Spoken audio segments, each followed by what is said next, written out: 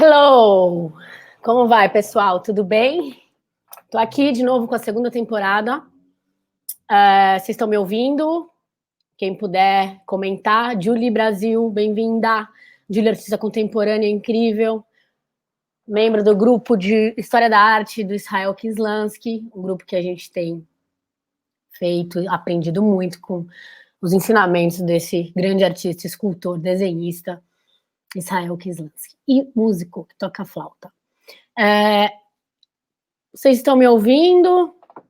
Bom, eu vou apresentar aqui a Kiki, para quem não conhece, eu vou dar uma prévia aqui de quem é a Kiki e vou dar uma colada aqui no celular. Tá? A Kiki, ela é nascida em fevereiro de 66, São Paulo, capital. Ela é musicista e empresária. Ela tem um... Gente, me fala se vocês estão me ouvindo, que eu precisava... Deixa eu dar uma conferida aqui antes.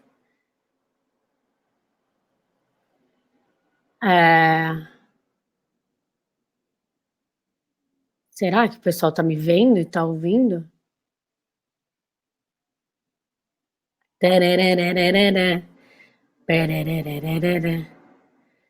Como que eu faço para ver?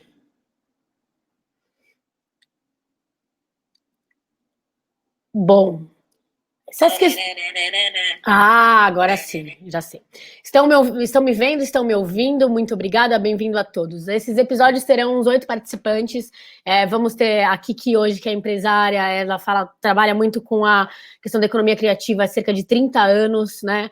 Ela toca baixo, ela está no cenário artístico desde sempre, e ela, junto com o Guga Streuter, eles fundaram o Centro Cultural Rio Verde, que hoje é a Estrela Galícia, onde ocorrem vários movimentos artísticos, fica na Vila Madalena, tem um teatro maravilhoso, e ela tem um outro jeito de pensar a produção, na função e comércio na arte e na cultura, né? A trajetória, mais de 30 anos, se deu em diversos territórios. Em comum estão artes, produção, mercado e, principalmente, o fato de não se enquadrar. Esse texto que ela me enviou continua com contemporânea de transição, analógico digital, ditadura democracia, a granel embalado. Embalado a vácuo, a granel e embalado a vácuo. O currículo está mais para uma montanha-russa do que um carrossel. Hoje, sintetizando essa trajetória, em resumo, a tempestade de questionamento se organiza em um processo de experimentação e testes em busca de provas para embasar um sentimento que se tornou um pensamento e então uma ideia. Um outro jeito de pensar a produção, função e comércio na arte e cultura. Nunca sabemos tudo ou quase nada, o que torna toda descoberta numa maravilha, toda dúvida em questão, em todo desconhecido uma aventura. E por que não? Abro aqui com vocês, minha querida amiga e grandíssima profissional e ser humano maravilhoso, Kiki Vassimon. Que legal! Muito legal esse negócio. Cara, é incrível. Que bacana. Tem outras pessoas vendo o que a gente está falando?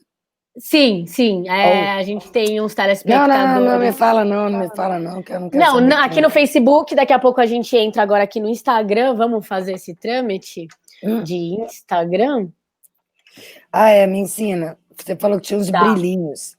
Isso, eu vou entrar aqui ao vivo no Insta, agora só para a galera indireta, é isso que faz? Eu tô tentando ver. Como que eu faço? Eu esqueci. Santo Dio, indireta. Ops, já fiz indireta aqui. Troca a câmera. Ok. Aqui ao vivo. Agora vai ver lá no Instagram, aquele meu perfil, ele tá com uma rodinha colorida.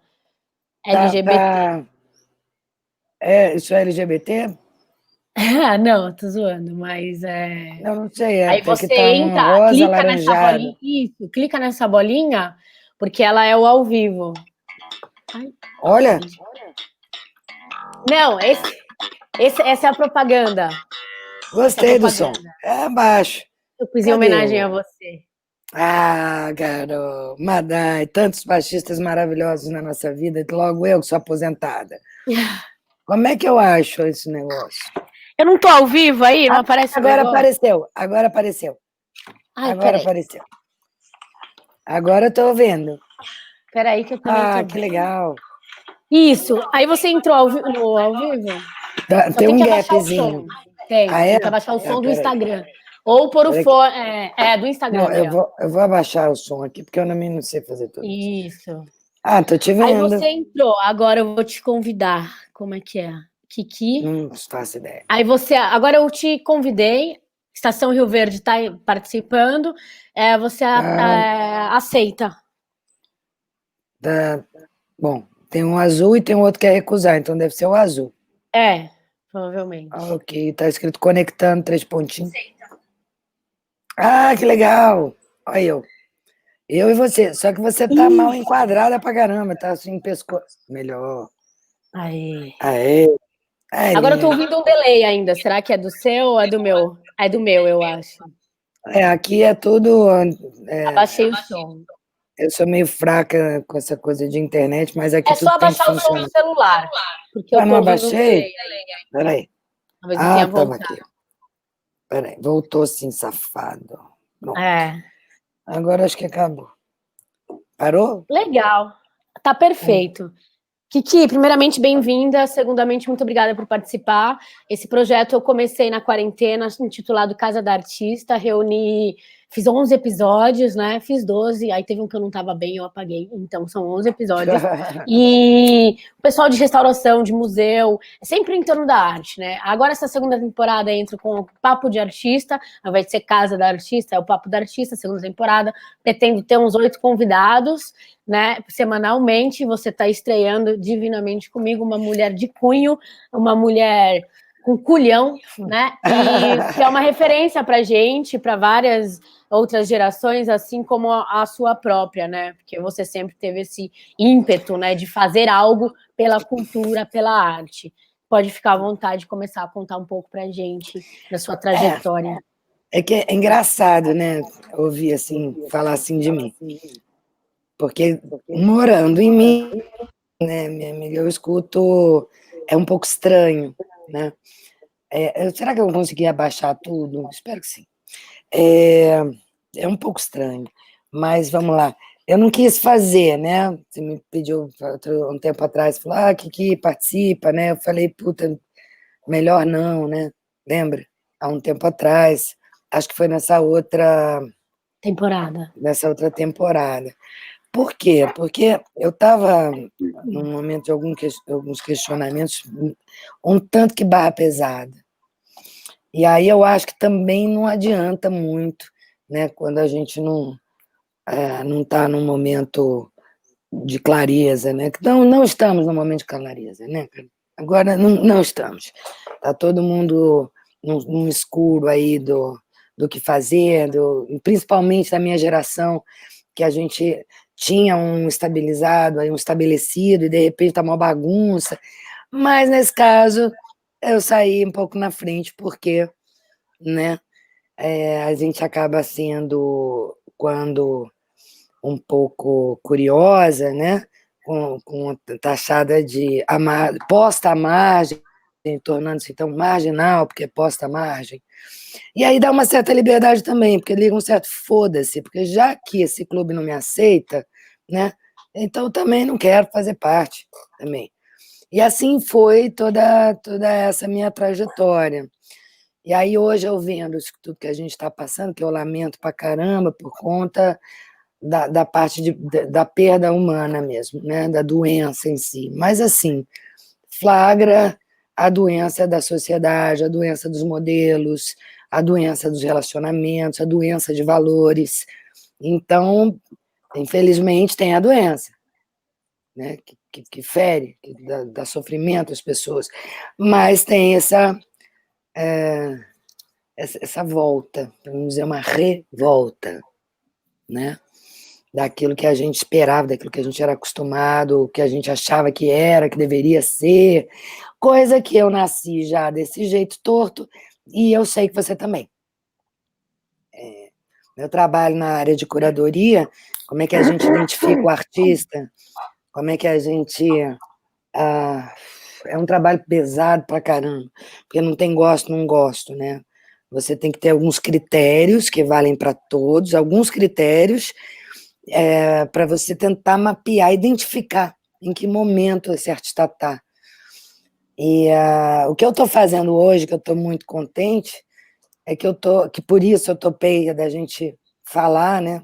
Para não ser cruel aí com as pessoas, assim, poder falar alguma coisa um pouco positiva, né? Eu estou escrevendo, juntando textos antigos e escrevendo sobre a experiência toda aí, que não é só Rio Verde, que vai para trás, né? Desde que eu sou pequena, comecei a trabalhar com 14 anos, isso é uma coisa que não é legal, né? A pessoa de 14 anos é uma criança, então não pode. Mas eu comecei muito pequena. E aí, então, foi assim, é uma sucessão de inconvenientes, né? E deixou, então, aberta a possibilidade de pensar as coisas de um jeito um pouco mais alternativo, já que eu nunca pude entrar no clube. Começa com a cagada de eu querer tocar baixo, né? Numa época muito complicada, porque não tinha mulher que tocava baixo. A gente tinha uma americana, uma mulher americana que escreveu uns métodos incríveis. Em São Paulo, a gente tinha a G, Cortez, né? que é casada com o Popó, que fez a foto que você usou no flyer. Ela Tá. é a esposa do Popó. E tinha a Lilian Carmona de bateria, e tinha a Rosinha de Valença de violão, mas aí era diferente, né? Porque já era uma geração um pouquinho mais anterior à minha e da G. O fato é que não tinha. Então eu ia lá para o estúdio trabalhar escondido, porque era a única coisa que eu sabia fazer, era tocar baixo, porque eu tinha uma facilidade. Tem que explicar isso, né? Melhor explicar, né, Carol? Não, é melhor explicar. Melhor explicar, né? Como é que eu fui parar, né? Tocando baixo. Fui parar porque quando eu era muito pequenininha eu tinha muita facilidade. O que eu escutava eu conseguia reproduzir. E aí um maestro me adotou, foi meu professor durante 10 anos. E ele falava para mim, assim, tu é mulher, você tem que não é ser boa, você tem que ser boa pra caralho. Tanto era uma coisa, uma pressão, era uma coisa horrorosa. Tanto que eu me aposentei, não tenho vontade de tocar música, não tenho vontade, exceto quando eu estou num ambiente com pessoas que eu tenho um relacionamento afetivo muito profundo e gostoso, que aí eu consigo tocar baixo com eles, porque a gente está vivendo uma coisa gostosa. Mas assim, só de pensar em contrabaixo como trabalho, para mim é dolorido, porque foi uma sucessão de tragédias emocionais, simultaneamente a um caminho maravilhoso profissional, né? Então, assim, eu comecei com uma situação complicada, eu fui adotada por esse cara, então quando eu estava com 14 anos eu já estava com condição de trabalhar com música,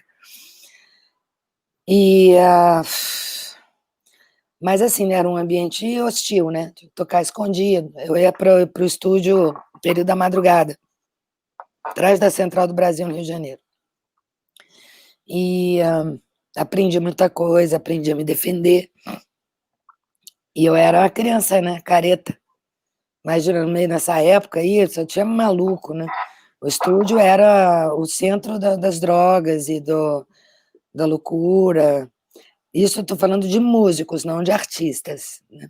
Estou falando artista, ser loucão tem seu charme. O profissional da música, que tem um período para produzir um negócio, que o arregimentador precisa, porque tem um contratante, é outra coisa. E já eram os loucos, uns loucos. Aí eu era pequenininha, não tinha nada disso, chegava lá, gravava tudo rapidinho. Então comecei a ser Então você chamada. trabalhou, né, efetivamente. Trabalhei, Como baixista. escondida, Uhum. criança. Aí depois, que aconteceu, passou, isso em 80 e poucos. Aí quando a gente estava 84, 85, por Quando eu aí, nasci, 84. linda. Por isso que você fala, desde sempre, né? Aqui que desde sempre, né?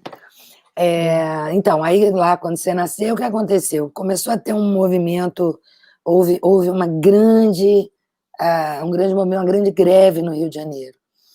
O que eu recordo, assim, é que aqui em São Paulo estava num momento maravilhoso, estava acontecendo aquele negócio da lira paulistana, né? Eu não cheguei a ver, porque nessa época eu no Rio de Janeiro trabalhando.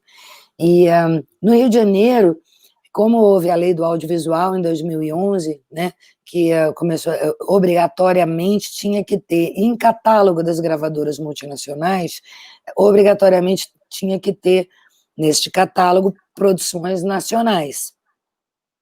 Bom, a gente está falando de multinacional naquela época, era coisa complicada, você ia gravar um disco, aí o estúdio era dentro da gravadora, quem comercializava era dentro da gravadora, tudo dentro da gravadora, e você tinha um contrato que, para custear a sua produção dentro daquela gravadora, nos estúdios da própria gravadora, você tinha que vender 40 mil cópias para começar a ter algum percentual. Era assim, né? Só que assim, a gravadora mostrava para você o que ela queria, tanto faz, foda-se, se venderam 10 mil ou 60 mil, como é que você vai saber? Foda-se se custou, se as horas de estúdio custaram R$ 100 ou R$ 1.000. Como é que você vai saber? Você não entra no custo interno da empresa, né? Então, assim, foi lá atrás que eu comecei a ficar curiosa, falando Sobre como do funcionam as momento coisas. atual. Que isso aqui agora está sendo um momento interessante que eu te falei, né? Sobre um outro jeito de pensar o trabalho que a gente faz, de produzir função de arte e comércio disso daí. É uma coisa muito complicada, todo mundo está muito perdido e que acho que pode ser, não fosse a necessidade que todo mundo está passando, seria ótimo. Então, como ótimo é inimigo do bom, eu vou ficar com o que talvez seja um pouco bom, né? Não para a gente, mas talvez para os próximos, que a gente está rompendo com essas coisas muito fortes. Aí, nessa greve, como eu já era do estúdio, assim, eu tinha 18 anos, sei lá, por aí, e eu trabalhava com músicos que tinham acima de 40, 45, 50. Uhum. Mas os meus amigos tinham a minha idade. Meus amigos tinham uma idade, 20, 22, 18. Aconteceu uma coisa bizarra. A lei, que enquanto São Paulo era a lira paulistana e em Rio de Janeiro ferveu, porque ela tinha mais centrado algumas multinacionais de gravadora, elas obrigatoriamente tinham que ter no catálogo artista nacional e a gente participou então dessa greve. Artistas, músicos, produtores, Rolou uma técnicos de greve da som, classe das artes? pesada. Isso eu acho que isso seria interessante até mesmo pós-pandemia, porque como eles dizem que artista não é essencial, né, e tem essa crise toda nesse setor, eu acho que tinha que rolar muito um movimento assim pós-pandemia para Eles dizem que valorização, né? artista não É é interessante saber essencial, disso, o Kiki, artista não dessa é greve. essencial, é até o mínimo. Atualmente que eu estou vendo uma política de extermínio que eu saiba, gente, não é essencial. O que está acontecendo é muito grave, né? Eu não Exato. acompanho, porque eu não aguento acompanhar as notícias. Não, Qual não, foi não dessa sei. greve, Kiki? Essa greve foi o seguinte, então, como tinha aqui, as multinacionais, as gravadoras tinham que ter em catálogo artistas nacionais para poder vender a Madonna, que na época a Madonna estava estrumbada com aquele primeiro dela, da sainha, pá. Só que assim, na lei e para as gravadoras, era obrigatório o artista nacional em catálogo, em percentual de catálogo, mas não em percentual de investimento. Os artistas falaram, não, não, eu vou gravar, eu ainda estou devendo à gravadora vender 40 mil cópias? Quer dizer, esse sistema não é bom para a gente. Você é obrigado a investir na O que produção é o artista de nacional. catálogo? Seria o quê? Eu não entendi isso. A gravadora tem uma ficha lá, eu vendo a Madonna, eu vendo o Prince, eu vendo a Chiquititas do chilena, peruana, eu vendo, não sei o quê. Brasil, eu vendo nada. Então, assim, o catálogo, assim, a listagem dos artistas que ela investe, representa e comercializa. E a questão investimento, a diferença... Zero. Não, tinha que ter, acho que era 30% em produção nacional. No catálogo, mas não na conta. Então, os artistas... Esse é tão antigo, meu Deus do céu, eu preciso dar uma revisão nesse negócio. Mas também é um papo com cada um, papo livre, né? É Eu não lógico. tenho Eu documento quero saber, a gente para vai embasar. engajando. Mas Exato, eu a gente acho vai que engajando, não, porque não assim, creio. querendo ou não, a resultante dessa tua trajetória, ela é extremamente positiva, né? Então, assim, sem ser em cunhos pessoais ou particulares, estou dizendo num todo, para Não, todo. tá positivo. Quem na Vila Madalena não conhece o teatro, né, do Centro Cultural Rio Verde, assim, eu tive o prazer de ver aquilo lá levantar, né? Foi muito legal aquela construção. Pena que eu perdi todas as fotos que eu ia te presentear, roubaram o meu computador e eu perdi tudo esse Não arquivo. tem Eu problema, fotografei porque o aquele. essencial você não perdeu. Ah, não, sem dúvidas, sem dúvidas. Aí Mas depois, então, então, seguindo essa coisa, depois da da greve, greve. no Aí meio da aconteceu uma greve, coisa, isso foi te aconteceu um bagulho instigando a birra. entender, né? Mas olha que bizarro que aconteceu. Teve a greve, aí eu convivia, né, com os músicos mais velhos, mas meus amigos eram os músicos da minha idade e mais Uhum. jovens. Aconteceu uma coisa muito louca. Foi o seguinte, estávamos no auge da tal da greve, na IEMAI Odeon era o Renato Correia, o diretor artístico nessa época. Aí houve a transição, saiu o Renato Correia e entrou o Jorge Davidson, que hoje em dia é um cara que é um querido, né? As pessoas que passaram aí pela minha história são muito queridas. Tem muito pouca gente que eu tenho um sentimento que não é feliz, a maioria é feliz. Entrou, tadinho, o Jorge Davidson lá, no meio dessa bagunça toda. Aí eu estava com os meus amigos da minha idade, levando o som, que a gente se encontrava. Existiam as bandas de garagem, né, Carol? Quem tinha acabado de chegar no Rio de Janeiro? Paralamas. Ai, que bom. A história é muito linda. Bom, nunca tive uma conversa muito profunda com ele sobre isso, mas assim, o que aconteceu foi que eu saí do estúdio, e eu estava com os técnicos e com alguns músicos, sem produtores. Não, vamos Kiki, manter. desculpa, só um minuto, desculpa. Eu vou Ok. te chamar novamente aqui no Instagram, porque eu acho que deu uma. Você tá pelo Estação Rio Verde ou pelo Kiki Vassimon? É Kiki Vassimon. Vou aproveitar para dizer para quem estiver assistindo, Estação Rio Verde, tá? No Instagram, pode acompanhar para se inteirar um pouco mais com quem nós estamos falando e qual é a pegada da parafuseta da rabiola. Agora Não, eu te convidei, veja ali no Instagram, já de estou novo, o conectando. botão azul. Ai, Já? gente, o problema é que Aí. eu sou muito prolixa, cara. Sou muito Andiamo? prolixa. Eu tomo umas cacetadas quando eu estou em reunião da minha equipe, bate em mim, pô, que volta para o planeta.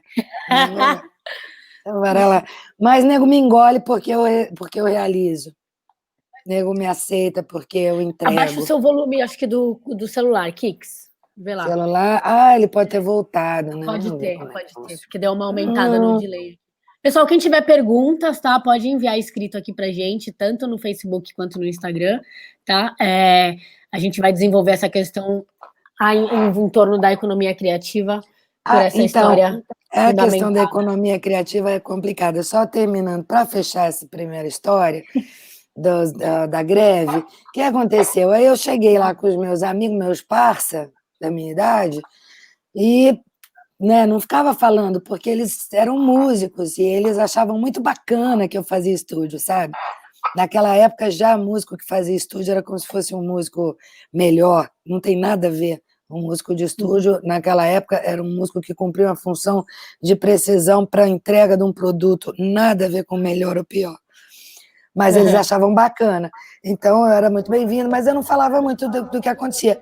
Aí, um dia eu cheguei lá e ninguém... Nossa, a gente vai assinar o contrato com a gravadora. Aí eu falei, qual é a base desse contrato? Você vê como eu comecei já estragando a farra dos outros.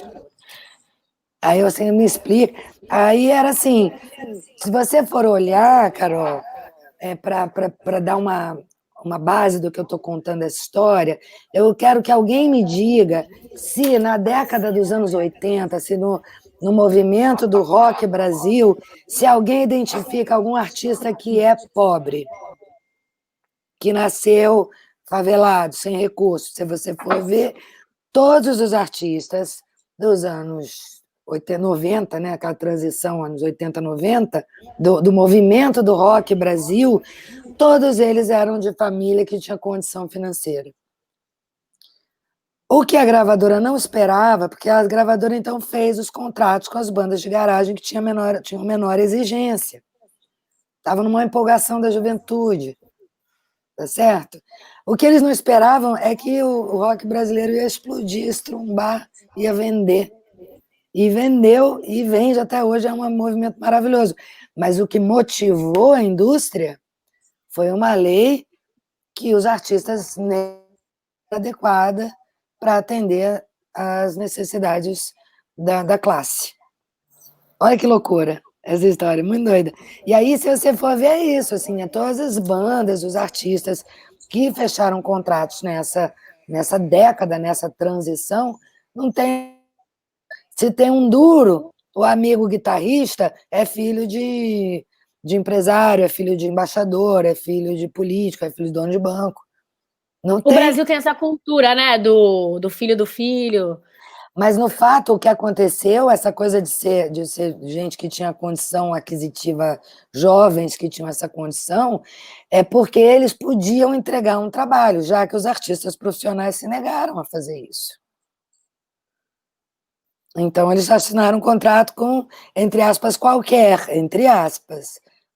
do que eles encontravam de maiores talentos, né? Fato é que estourou, graças a Deus. E veio num rabo de fogo, né? Então veio Paralamas, aí chamou lá o Renato, aí veio a outra banda lá dos meninos do Renato lá, como é que chama? Legião, aí veio com Legião, veio a Plebe Rude, que eu confundi as duas, sem problema, Renato não gosta, foda-se. Aí aqui em São Paulo, porque tinha aqui em São Paulo, se eu não me engano, era CBS, tinha outra companhia que a sede forte era em São Paulo, aí fizeram lá com aquela banda lá com a Virginie, várias bandinhas aí de rock também, bandinhas não querendo depreciar, mas gente bandas jovem menores, fazendo um som, era bem louco, banda de garagem, galera, diversão, de repente caíram dentro de uma cena comercial. Tá. Né? Porque o rock nacional é muito forte, né? Esse rock dos anos 80 e 90, é um negócio que, assim, mas como consagrado. Ele entrou no mercado? Ontem mesmo teve uma live no Centro Cultural Banco do Brasil, do Paralamas, eu estava assistindo, e eu estava pensando nisso, né? Pô, já deu certo, né? Por que não está dando certo?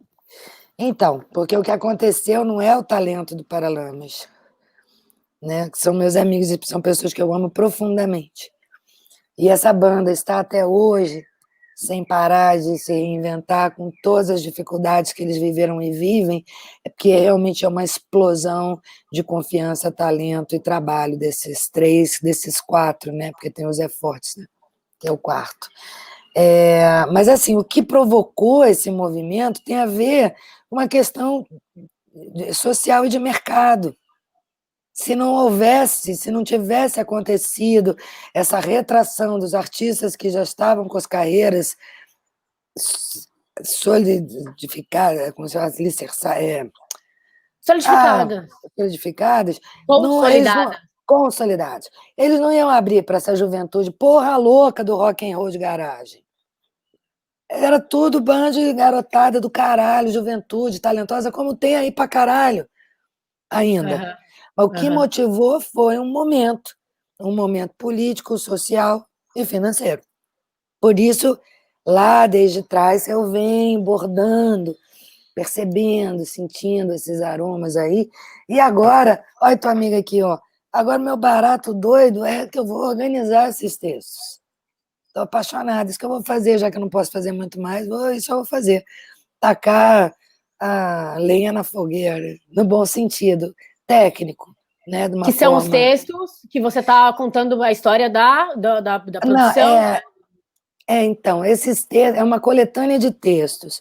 As coisas que eu escrevi estudando e meus planejamentos de como operar os negócios.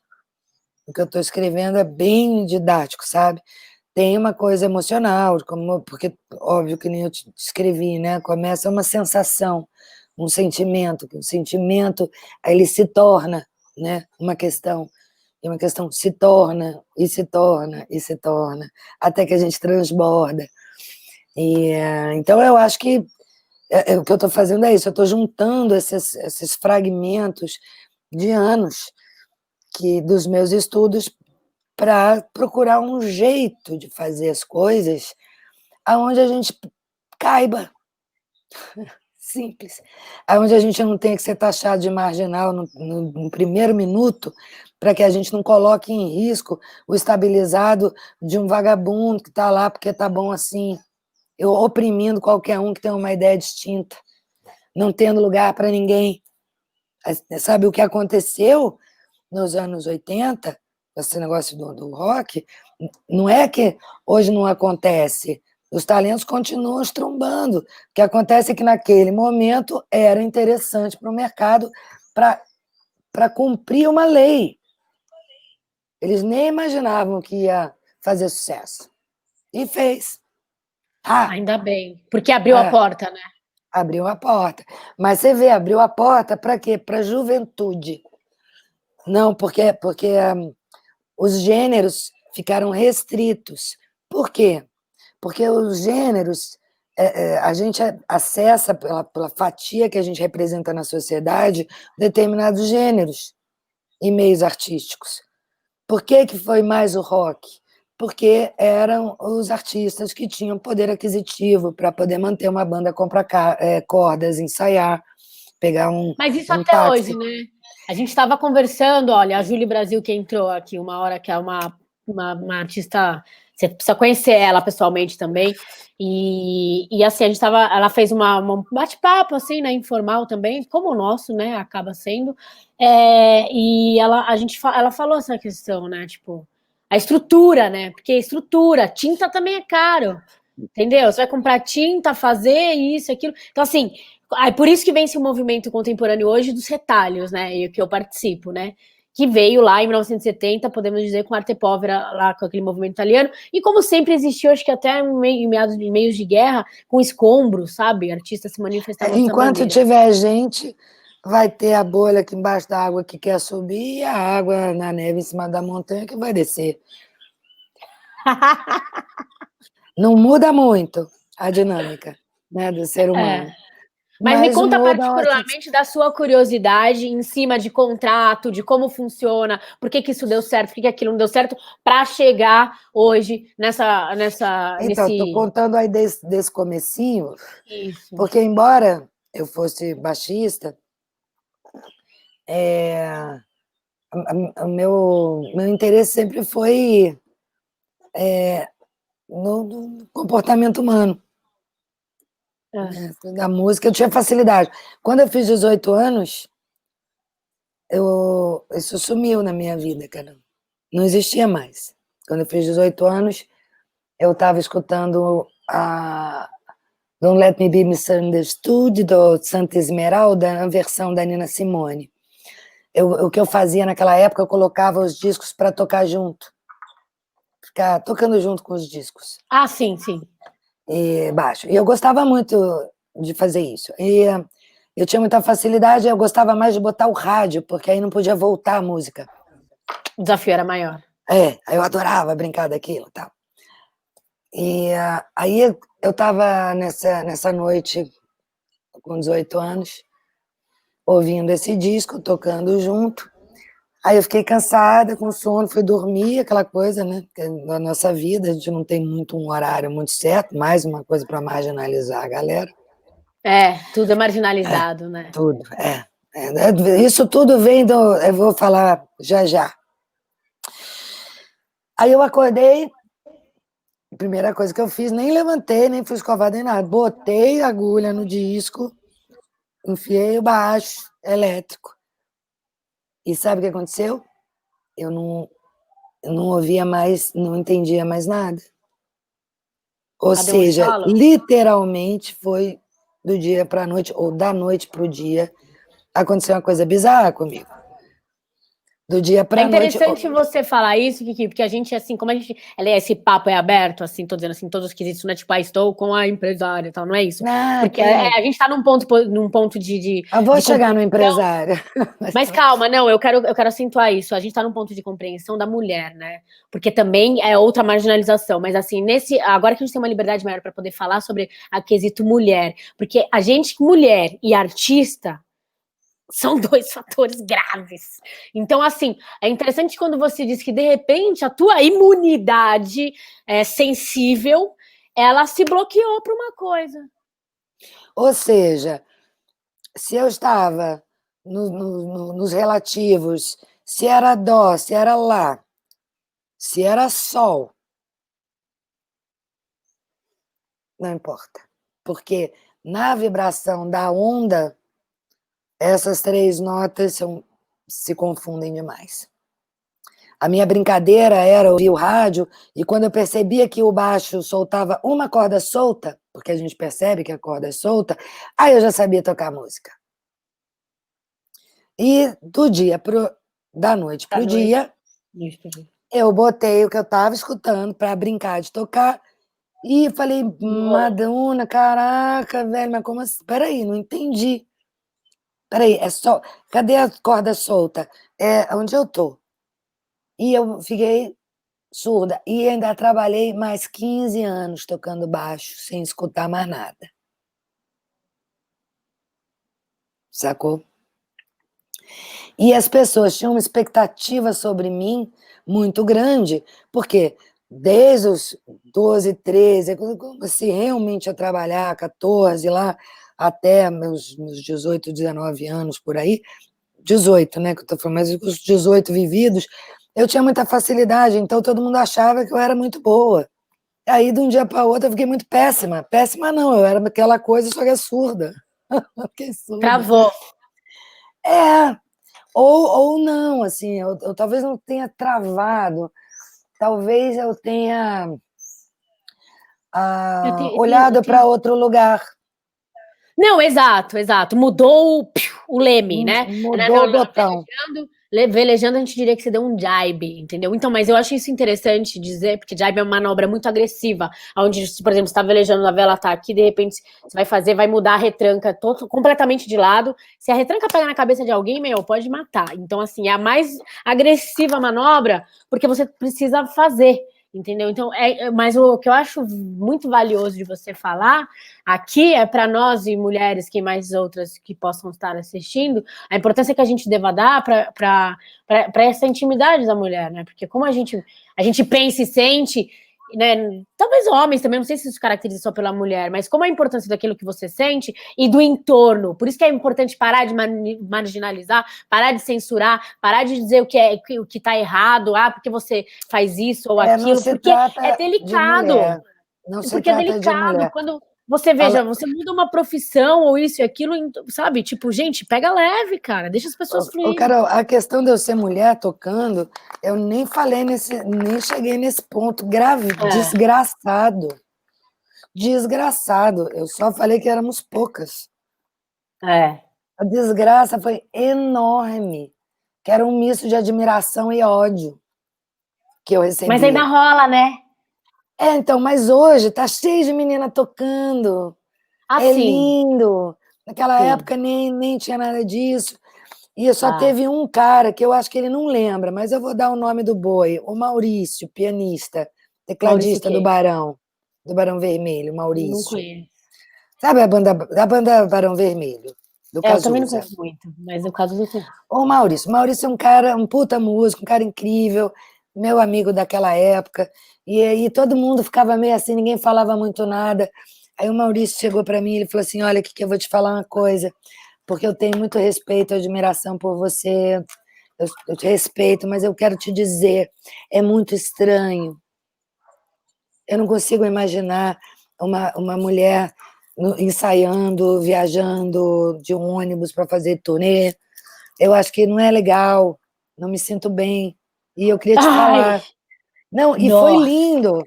Eu respeito e amo esse cara por ele ter me libertado para o resto da minha vida, porque ninguém falava. Entende? Mas tratava Ele de um jeito difícil. Ele foi dava todo sincero, jeito. mas ele. Ele estava mergulhado naquela realidade que a gente vivia. Ele estava pondo em questão. Ele estava pondo em questão. Entende? Os outros não estavam pondo em questão. Os outros tinham vergonha porque eu era melhor que eles, por conta de eu gravar. É que você estava lá, dividindo a mesma Não, profissão. então, os velhos como eu me odiavam. O que aconteceu foi que um baterista, não quero dizer o nome, Mas ia, vamos. ia sempre tocar bateria em cima dos baixos que eu já tinha gravado. E ele perguntou quem é o baixista que eu estou gravando em cima. Que é uma coisa um pouco não muito natural. Em geral, gravávamos o baixo e bateria juntos, ou gravava-se a bateria e o baixo, então punha num outro canal. E eu gravava os baixos e ia embora. Em 2 horas eu gravava mais de 22 linhas de baixo lá que tinha que gravar. E esse baterista forçou, até que ele descobriu que o cara, o arregimentador, falou: O quem cara grava esse é a baixo mina. é uma mina criança.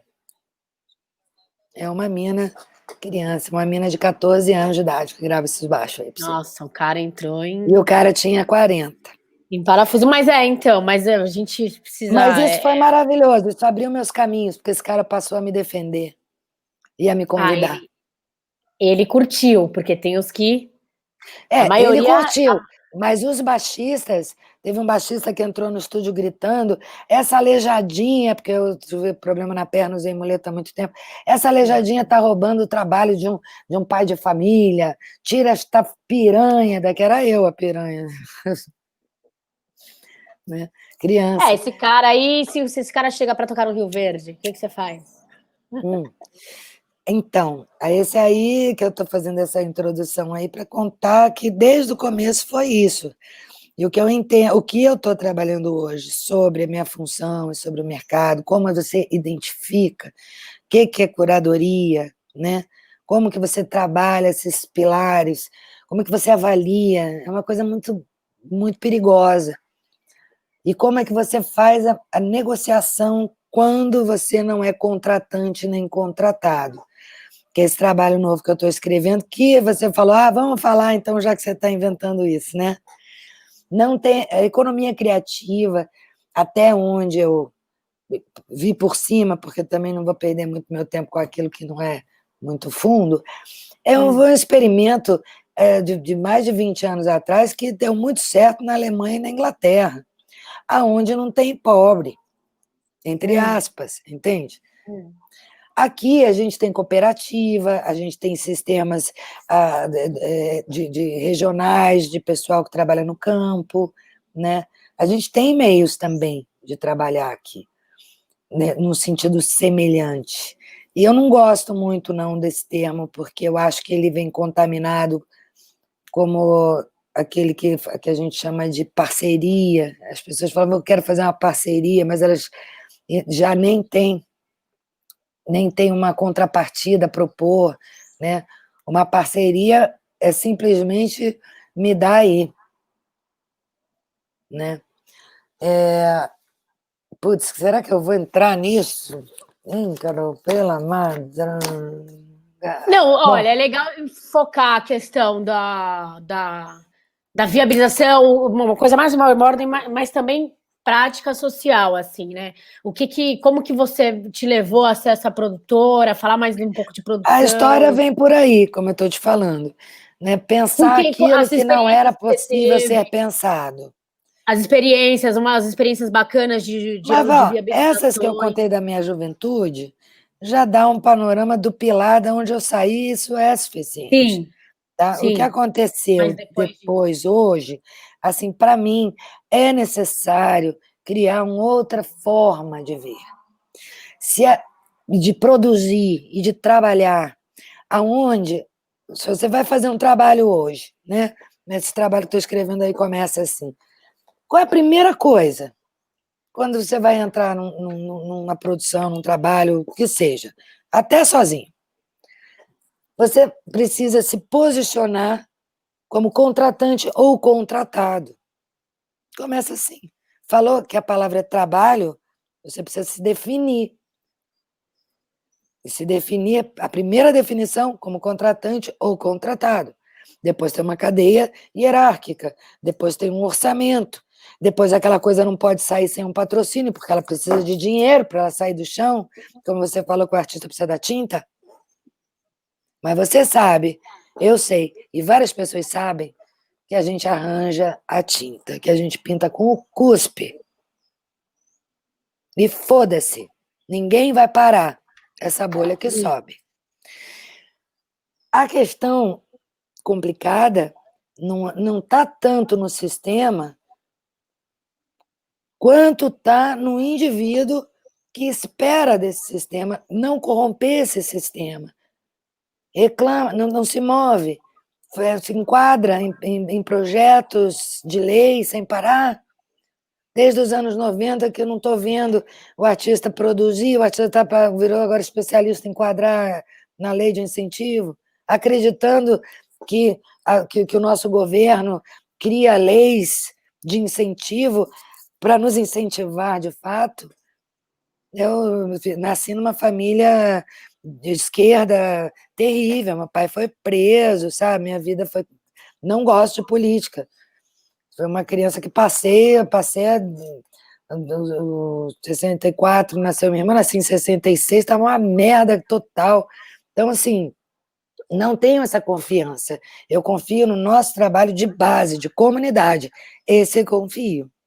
E quando entra a Lei Rouanet e essas coisas, houve aí um fenômeno dos anos 90, como caiu a produção artística.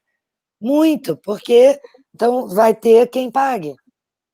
Se fosse real, estava ótimo, mas até hoje estão discutindo que essa merda não funciona.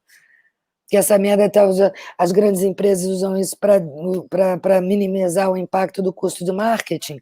Né? Então, é sabido por todos. A questão é como a gente se paralisa perante o confronto de uma realidade que diz que a gente não tem o direito de transitar e ser no mundo. O problema é bem mais individual. E a gente não se coloca... precisa ser aceito. Mas como que eu preciso ser aceito? Sabe? Porra, não preciso ser Eu, por aceito. exemplo, vou indo de olho fechado, aberto, com um olho, com outro olho, mas eu vou indo. Porque é uma questão muito mais de sobrevivência, porque o produzir e o ser e o expressar-se, a questão artística, para mim, veio na hora que lacrou com exposição e com possibilidade profissional, aquilo que antes não era, era só o meu mundo paralelo, miserável, né, e marginalizado, e quando aquilo se tornou dentro de uma possibilidade profissional, eu falei, daqui ninguém me tira.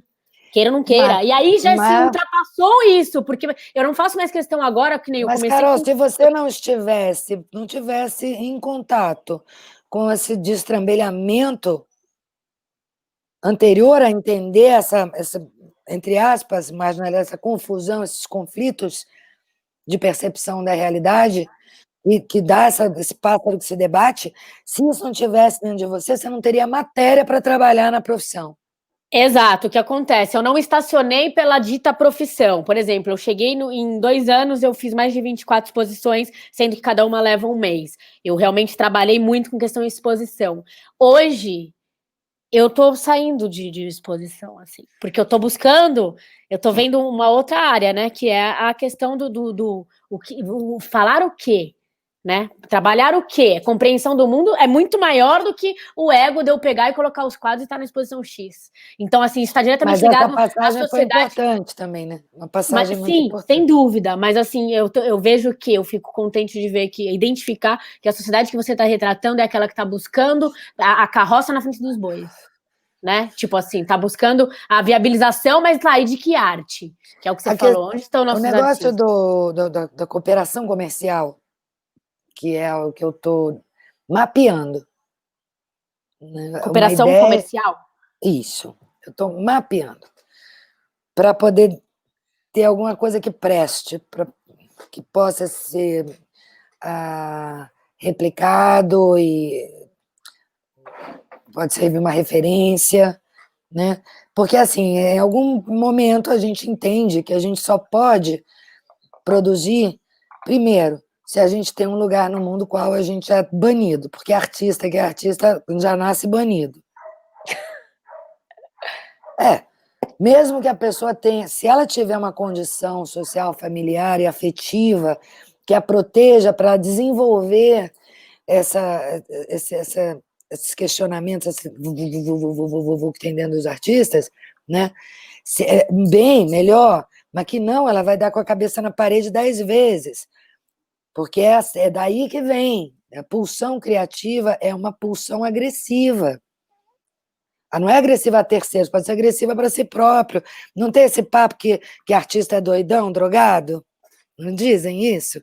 E tem artista que é careta que parece que é drogado e doidão também, né? Então, assim, o fato é que tudo aquilo que não se encaixa, a gente chama de artista. E artista é aquele que não trabalha, né? Você é artista, mas trabalha com o quê, né? Tem essa coisa. Então, é tudo muito pesado. Eu culpo muito o indivíduo, que a gente Então, o que é tem... essa questão do indivíduo que você estava falando? Que, desculpa, eu também dei uma... Porque a gente ficou numa situação que, assim, eu só posso produzir, primeiro, se me autorizarem a existência nesse mundo. Então, para te autorizarem a existência, você já tem que se submeter a algum tipo de procedimento, tá certo? Submissão. Então, para você ser aceito. Segundo, eu só posso produzir o que eu tenho a produzir se alguém pagar, se eu tiver dinheiro para fazer a edição do autor, se eu puder achar alguém que seja um mecenas. Velho, eu estou mapeando um negócio que, pô, desculpa, sabe? Isso foi o que foi imposto para imobilizar um processo criativo, para que a pessoa não tenha nenhum empoderamento do que ela está fazendo, para ela se sentir um bosta mesmo. É foda, que eu tenho vontade de mostrar o material, mas eu estou no meio dele, não dá. Mas tem umas coisas muito interessantes, assim, no processo que eu tenho experimentado, que eu estou documentando, das que eu chamo de cooperação comercial, existe uma lista, né? Primeira coisa é, isso que a gente vai produzir, ela tem efeito, lugar no mundo?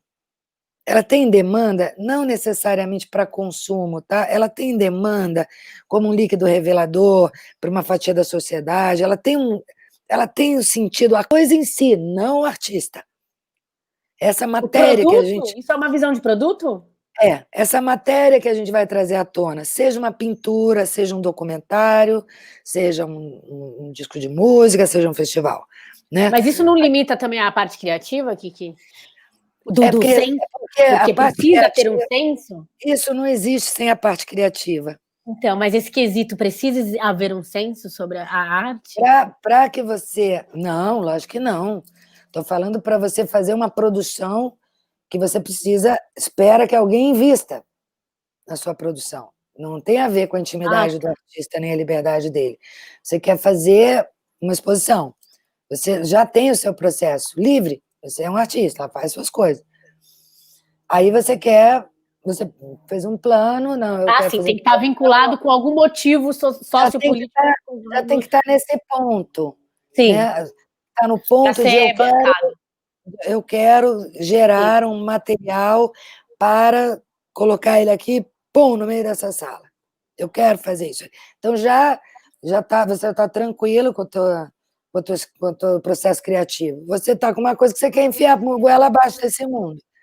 Então, assim, existe a goela, não é questão de mercado, porque pode ser um documentário falando sobre a folha que voa. E o que cerca isso que vai ser produzido, isso que vai ser o feito? Porque eu estou pulando da parte do indivíduo, que é muito mais pesado, que é, Papo de louco.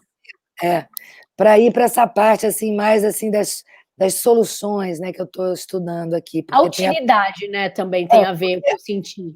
Porque eu te quando falo, você precisa do outro para viabilizar, precisa passar pelo ponto de vista e critério do outro e de outros, o que exatamente. torna um conceito de utilidade, né? Ó, você tem uma ideia, esse que a gente está falando agora, ele chama, é circular, e ele chama todo mundo trabalha para todo mundo, trabalha para todo mundo, trabalha para todo mundo, trabalha para todo mundo. O outro que eu estou pulando chama a terceira pessoa e o avesso. A terceira pessoa e o avesso trata justamente do artista como produto e do artista como criativo pulsante. Então, esse aqui é muito pesado. Como a gente se corrompe por necessidade de aceitação, afeto, sobrevivência alimentar na família, moral, várias coisas. Uhum. Então, assim, corrompe. É o caminho complexo. E eu tive experiência, eu mapeei todos os textos que eu recebi, todas as reuniões que eu fiz, e eu tenho um quadro gigante desses materiais que eu fui recolhendo. Por isso que eu estou te falando, é um apanhado de Para chegar nesse textos. conceito. Da terceira pessoa e do avesso. A terceira pessoa é o produto que você representa, e o avesso, que, se você for ver no dicionário, não é uma coisa muito bonita, é o que está atrás desse produto, que é o artista. Né? Então é complicado pra caralho. Tá aqui, mal barato. Eu pulei essa parte para ir direto a essa questão do produzir nesses tempos que a gente vive, que deveria ter sido sempre, e se é que não foi. Né? Porque se você tem uma matéria que reconhece dentro de uma turma, lá, você tem lá um desenho, eu quero colocar isso no planeta aqui. O que eu preciso? Eu preciso de equipamento, eu preciso de uma equipe técnica, eu preciso de logística, eu preciso de várias coisas. Luz, eu preciso de transporte, eu preciso de tinta, sei lá, tudo o que quer. Está lá a lista. Matéria. Tá, mapeia. Aí o que se faz? É isso que eu estou descrevendo. Como é que a gente desenha a questão de fracionamento da propriedade dessa realização? Porque, na verdade, se de 22 dias você der só 2, e daquilo que você já integralizou, que já tem em casa, você já tem um esmalte, você já tem um pincel, o outro tem um resto de tinta do banheiro. Perdão. Não, meu primo amado querendo falar alguma coisa. Então, como se faz esse colaborativo, né? Como é que você desenha um todo e uma fração para que seja parte, você seja parte do processo e você seja proprietário desta parte, você se empodere, que aquilo você seja no set, você seja na ação. Não contratante ou contratado, não esmagado num plano de hierarquia, e sim fazendo parte de uma equipe, onde aquela tua participação dentro dessa cadeia de ações resulta naquele trabalho. É um plano econômico também, né? É um plano de produção, é um plano econômico e é um plano comercial também. Então, quais são as versões disso, uma vez que o mundo resolve consumir? O que eu estou defendendo é que a gente tem condição de gerar patrimônio, entende? Juntando as forças. O que eu e você estamos fazendo aqui agora? Estamos fazendo um patrimônio. Tem um lugar? Tem. Interessa às pessoas uma conversa que não é tensa, uma conversa livre, um bate-papo, para saber o que doida pensa, o que a Carol instiga de perguntar, o teu trabalho de organizar essas pessoas pensantes nesse momento, de falar. É pesquisa, né? Eu vejo como pesquisa. Isso é realização. Mas tô agregando para patrimônio, como que é isso aí? Patrimônio. Patrimônio, neste caso aqui... Cultural. Nesse caso aqui, você está partilhando comigo, com as pessoas que você convida e com o público que está assistindo. É um patrimônio intelectual? Então, é um patrimônio. Quando a gente define patrimônio nesses subtítulos, né, aí a gente entra, posso vender, vai virar dinheiro, compro o quê? Né? Ele é intelectual, quanto vale porque, o intelectual? olha só, que foi legal você usar de exemplos logo direto essa pura realidade que está sendo esse bate-papo, né? Eu fiz a primeira temporada e, tive muita resposta, assim, positiva, muito do setor de artistas, assim, e de repente, né, gente falando, isso pode ir para canal X, isso e aquilo. Eu falei, eu não vou fazer esse budget, sei lá como é que chama, né? Mas assim, porque para mim é uma uma interlocução de pesquisa e de tempo, porque a minha dinâmica de tempo está muito grande, né? Porque eu estou impossibilitada de continuar a vida da maneira que eu continuava, que era para lá e para cá. Então, por uma questão, né, de vida, de condição do mundo, como a mudança dele, falei, é melhor eu Você está fazendo o que você quer. Me oportunar dessa situação para quê? Para aprender e difundir conhecimento. Cooperação comercial. Quem sugeriu a você que vendesse esse seu trabalho, ele que venda e chega uma proposta para você. Olha, Carol, que legal, tem uma proposta aqui, eu fui lá ver, você não quer fazer uma versão? As pessoas se moverem por interesse genuíno, né? Que é uma construção, compreende? Não por interesse maléfico. Você deu essa sua parte. Aí você vai passar o resto da sua vida escrava do castelo que você está construindo agora? Não, nem você a vai fazer outras coisas da vida. Então, aí eu fiz, aí me falaram, não para. Eu falei, gente, desculpa, eu tenho que parar, que eu tenho que estudar para academia, para fazer a prova da academia, e, eu tô pirando. Agora, você pode, se o outro está interessado, junta o núcleo desses 5 interessados e fala, cada um vai atender uma semana, mas que a gente vai discutir. As pessoas querem quer vender na TV, num canal de patrocinador? Pô, vende, aí me apresenta a proposta. Se eu achar que não me arranha, segue. Quer dizer, é fazer parte... Mas aí volta para aquele indivíduo que você falou, porque não tem a disposição, eu acho que volta, não, desculpa, assim. Volta sim, volta, exatamente. Porque não tem como que poderia ser, o indivíduo ativo para mover, né? Então, ele quer o quê? Ele quer na mão. Tem 500 mil para esse projeto. Puta, aí aparece todo mundo. Exatamente, só que aí o que acontece quando a gente trabalha sem os 500, que é esses experimentos que eu estou fazendo. Quando você trabalha realmente do ponto zero, do zero, para gerar uma matéria, um patrimônio. E aí esse patrimônio, ele pode ter diversas versões, como você falou, pode ser um patrimônio financeiro, pode ser comercial, pode ser um investimento, pode ser intelectual, pode ser social, artístico, pode muita coisa. Mas o fato é que ele seja que ele seja aqui. E o fato dele ser, ele já é um patrimônio, ele é. Então a gente não consegue produzir porque precisa de um patrocinador. Faz o melhor que você pode com o que você tem. Você já viveu isso, muitos artistas já viveram isso. O que acontece? A gente cresce, entende? Não é porque o cara não vai pagar a minha produção que eu vou estancar, que eu vou estacar, que eu vou ficar paralisado. Eu vou fazer uma versão com aquilo que eu acesso agora. Hoje em dia, então, tem isso, as pessoas são super multifunção e deve botar em prática, e deve Mas o centro cultural, por exemplo, funciona também desta maneira de acolhimento e também de maneira comercial, né? E 3, a gente tem a fatia do social, que a gente trabalha com posto de saúde, com as escolas, né? Que aí é uma coisa que a gente trabalha para o público, o privado para o público, não o contrário, não o público para o privado, que eu não sou a favor, mas enfim, foda-se o que eu acho, mas enfim, a gente tem essa entrega para o meio que a gente impacta social, com as famílias, com os velhinhos, com a saúde, com a educação. Aí a gente tem a parte do artístico, que é dividida em 4 categorias, que é cooperação comercial, mas são 4 categorias diferentes. Quando você entende, primeiro, o momento de carreira daquele artista ou daquela produção, porque às vezes pode ser um festival, né?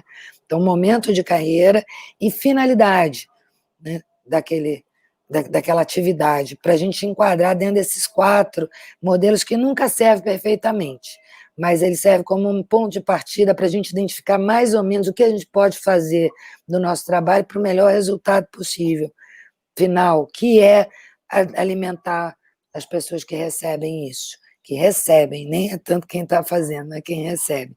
E tem o outro, que é o comercial, que são as locações que a gente faz. Então, a locação, ela serve para cumprir financeiramente o vão que fica para o social. A gente tem, numa das categorias que a gente pode fazer, podia, né? Agora não sei como é que vai ser, né? Com essa pandemia, eu não sei como é que vai ficar.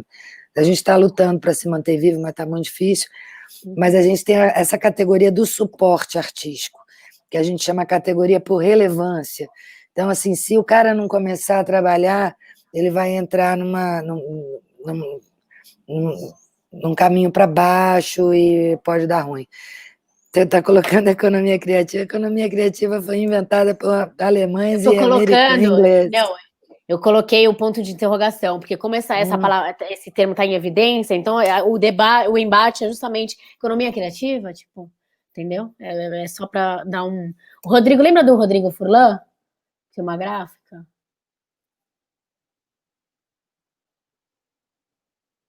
Kiki? Meu Deus, cadê a Kiki? Estamos perdendo a Kiki. Oh, fuck, man. Where's Kiki? Pessoal, então, assim, para todo mundo queira conhecer, vá lá, Centro Cultural Rio Verde, tá? Vou esperar aqui a Kiki deu uma travada aqui no vídeo dela. Então, vamos lá, vocês podem acessar as mídias do Estação, né? Estação, cadê? Aqui, ó. Estação Rio Verde, tá? Estação Rio Verde. Quem não conhece, Vila Madalena, Centro Cultural Rio Verde. Eu acho que... Deixa eu tentar falar aqui com a Kiki. Eu vou pedir um intervalo, pessoal. A gente está aqui também há 1 hora, então a gente vai fazer esse pequeno intervalo. E esse questionamento, esse negócio da questão da economia criativa, me parece que é algo cheio de blá blá blá. Eu vou ligar para a Kiki, vamos fazer um intervalo, daqui a pouco a gente volta. Até já.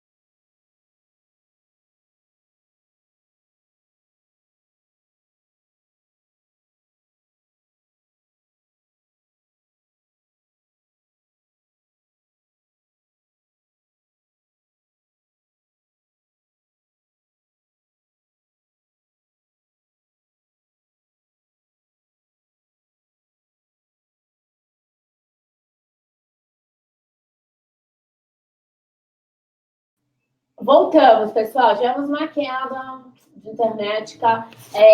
A questão do formato também é muito interessante para mim. A Kiki já está aqui no bastidor esperando. É muito interessante para mim receber a pessoa como um ser humano, né? Que é um amigo, uma amiga, é um profissional, é uma pessoa que tem uma história de vida. Então, esse é o formato do papo da artista, entendeu? Então, espero que tirem bom proveito disso, né? E que possam se interessar um pouco mais pelo ser humano, não pela embalagem, né? O diretor, o funcionário, o escritor, o ser humano, né? Existe uma coisa que eu procuro alimentar com esse meu formato da Casa da Artista, na segunda temporada, Papo da Artista. Trago de novo Kiki Vassimon. Kiki, deixa eu ver se ela tá... A imagem tá travada. Kiki.